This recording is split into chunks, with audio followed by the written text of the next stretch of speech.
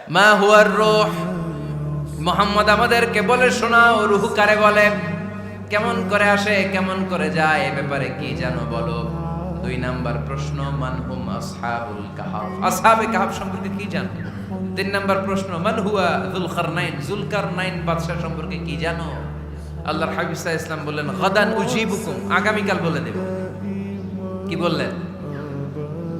সবাই বলেন উত্তরে কি বললেন?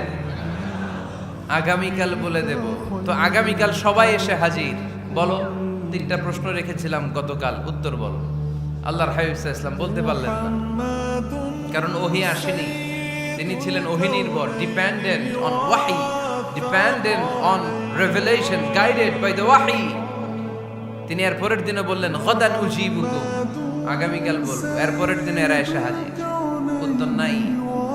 আল্লাহর হাবিব সাল্লাল্লাহু আলাইহি ওয়াসাল্লাম আবারও বললেন গাদান উজিবুকুম, আগামীকাল বলবো। এর পরের দিনে এরা এসে হাজির। এরকম 1 দিন 2 দিন 3 দিন নয়, টানা 15 দিন আল্লাহর হাবিব সাল্লাল্লাহু আলাইহি ওয়াসাল্লামের প্রশ্নগুলোর উত্তর করতে পারেন নাই। আল্লাহর হাবিব সাল্লাল্লাহু আলাইহি সাল্লামের নবুয়তী জিন্দেগিতে এত বিব্রতকর পরিস্থিতিতে তিনি কখনো পড়েন নাই। ইহুদিরা প্রতিদিন এসে হট্টগোল করে আর মক্কায় রটনা ছড়ায়, দেখো এই লোকটা যদি সত্যি নবী হতো তাহলে তো উত্তর করতে পারতো, ঠিক কি না? যেহেতু উত্তর করতে পারে না, আসলে সে আসল নবী নয়, সে ভণ্ড নবী, মিথ্যা নবী। পড়েন নাউযুবিল্লাহ।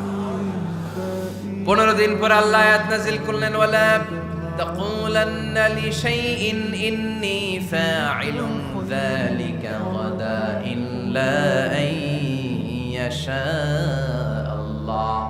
ও নবী, ভবিষ্যতের ব্যাপারে সামনে থেকে যখন আপনি ওয়াদা দিবেন, ওয়াদা দেওয়ার সময় ইনশাআল্লাহ শব্দটা মিলিয়ে দিবেন।